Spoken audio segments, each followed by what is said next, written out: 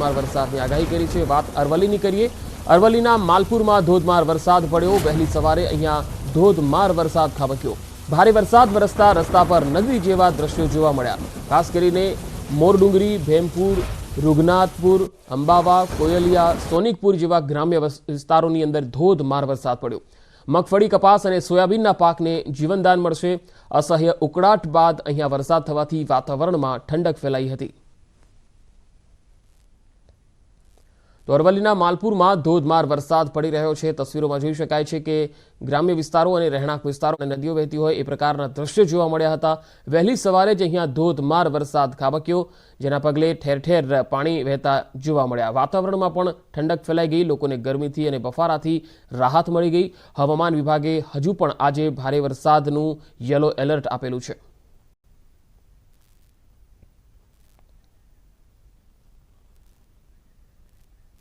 तो अरवली में मालपुर में धोधमार वरसाद वरस्यो है। सीधी तस्वीरों आप जोई शको छो कि मालपुर में आज वहेली सवारथी ज धोधमार वरसाद खाबक्यो, जेना पगले ठेर ठेर पाणी भरायेला जोई शकाय छे।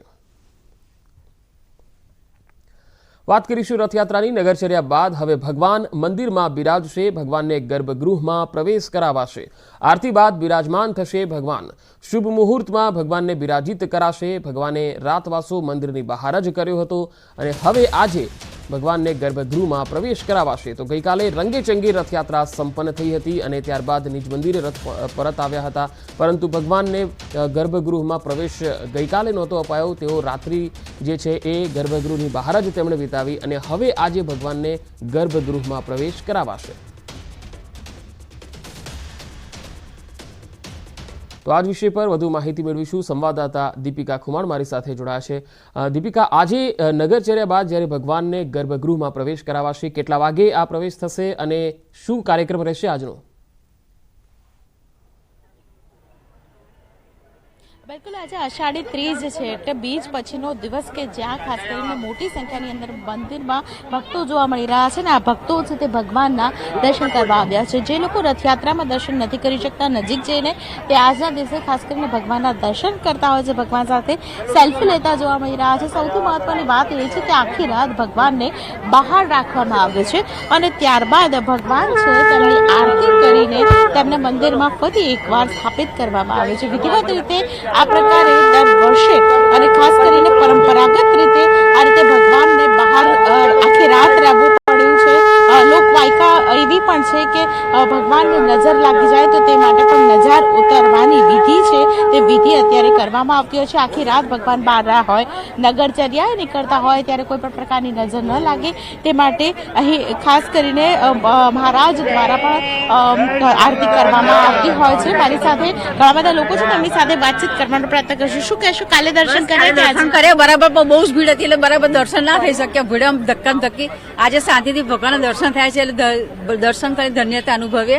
આજના દર્શન બહુ સારા ભગવાનના દર્શન। શું જાણો છો આજના દિવસ માટે ભગવાન કેમ બહાર રહ્યા? ભગવાન આજે રૂક્ષ્મણી માતાજીએ એમને કીધું હતું કે તમે ફરવા ગયા, બહેનને લઈને ગયા તો મને કેમ કાલે ગયા, એટલે આજે દિવસ તમારે બહાર રહેવાનું, કાલ સવારે જ આવજો। હવે તમને પનિશમેન્ટ આપે છે ભગવાન રૂક્ષ્મણી બેન ભગવાનને। હા, એટલે પનિશમેન્ટ આ પ્રકારની ભગવાનને પણ મળે છે અને તેની સાથે ખાસ કરીને આ જે લોકવાયકા છે તે લોકવાયકાની સાથે પરંપરાગત રીતે આખી રાત ભગવાન બહાર રહેતા હોય છે અને પ્રચલિત જે વાત છે તેમાં ખાસ કરીને પરંપરા મુજબ જ્યારે ભગવાન બહાર રહેતા હોય ત્યારે ઘણા બધા લોકો છે તેઓ ભગવાનના તાદ્રશ્ય દર્શન થઈ શકે અને રથમાં આરૂઢ ભગવાનના દર્શન થઈ શકે તે માટે આવતા હોય છે।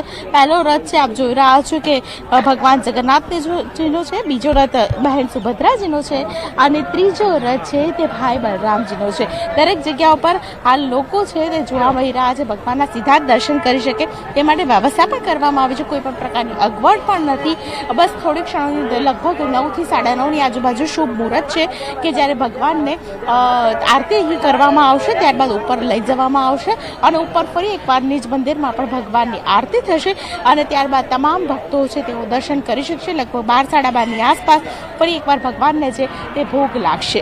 જી દીપિકા, આભાર સમગ્ર માહિતી આપવા માટે। તો ભગવાન હવે થોડી જ વારમાં ગર્ભગૃહમાં પ્રવેશ કરવાના છે, ત્યારબાદ તેમની આરતી ઉતારવામાં આવશે. ભગવાન આજે રાતવાસો જે છે તેમણે એ ગર્ભગૃહની બહાર જ કર્યો હતો અને જે પરંપરા હતી, જે માન્યતા છે તે પ્રમાણે રૂક્ષ્મણીજી છે એ નારાજ થાય છે, એટલા માટે તેઓ બહાર જ રોકાય છે.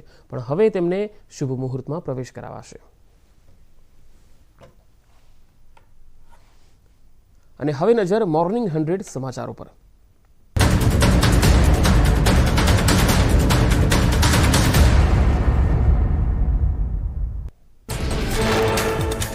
માયાનગરી મુંબઈમાં ખાબક્યો મુશળધાર વરસાદ. ભારે વરસાદના પગલે મુંબઈ થયું પાણી. વરસાદને કારણે રેલ વ્યવહાર થયો પ્રભાવિત. મહારાષ્ટ્રની લોકલ ટ્રેન સેવાઓની અસર. ઠાણે જિલ્લાની કસારા અને ટીટવાલા સ્ટેશનો વચ્ચેની લોકલ ટ્રેન સેવા સ્થગિત કરાઈ.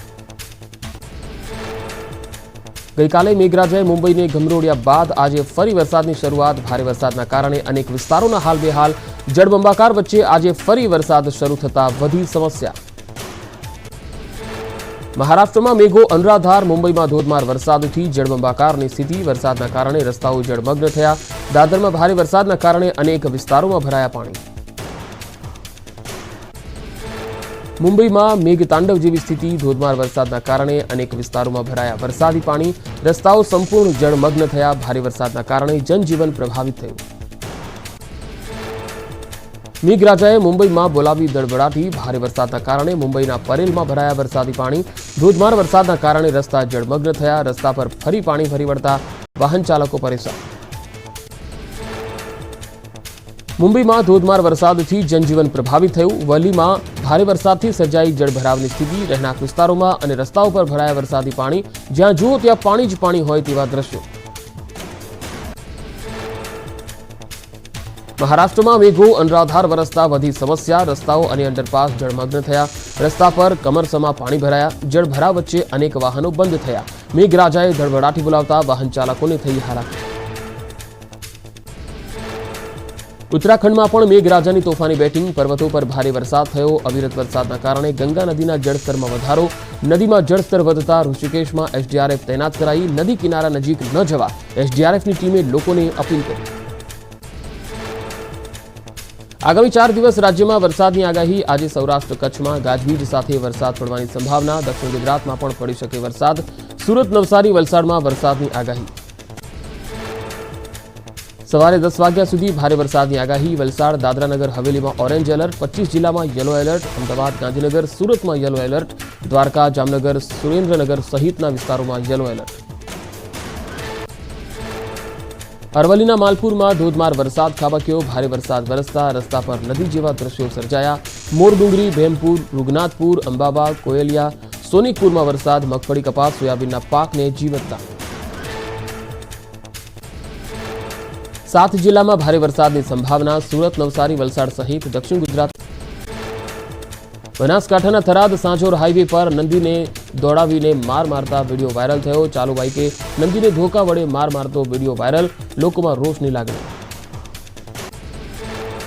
ગ્રામજનો અને ગૌરક્ષકો દ્વારા નંદીને માર મારનાર યુવકો વિરુદ્ધ કાર્યવાહી કરવામાં આવી. 21,000નો દંડ અને 2 બોરી અનાજ પશુઓને આપવાનો દંડ ફટકારવામાં આવ્યો. ફરીથી આવું ન કરવા માફી પણ મંગાવી. પ્રધાનમંત્રી નરેન્દ્ર મોદી 2 દિવસ રશિયાના પ્રવાસે. 22મા ભારત રશિયા વાર્ષિક શિખર સંમેલનમાં હાજરી આપશે પીએમ મોદી. રાજકોટના ધોરાજી ફેરણી સ્વામિનારાયણ મંદિર ખાતે સાંસદ પરસોત્તમ રૂપાલાએ કર્યા દર્શન કરી અનુભવી ધન્યતા. રૂપાલાએ મંદિરમાં સદગુરુ રામાનંદ સ્વામી આર્ટ ગેલેરીની પણ મુલાકાત લીધી. ભરૂચના પારખેત ગામે વર્ષો જૂની જર્જરિત પાણીની ટાંકી સલામતીના ભાગરૂપે તોડી પાડવામાં આવી. વર્ષોથી કાર્યરત પાણીની ટાંકી દ્વારા ગામમાં પાણી પૂરું પાડવામાં આવતું હતું.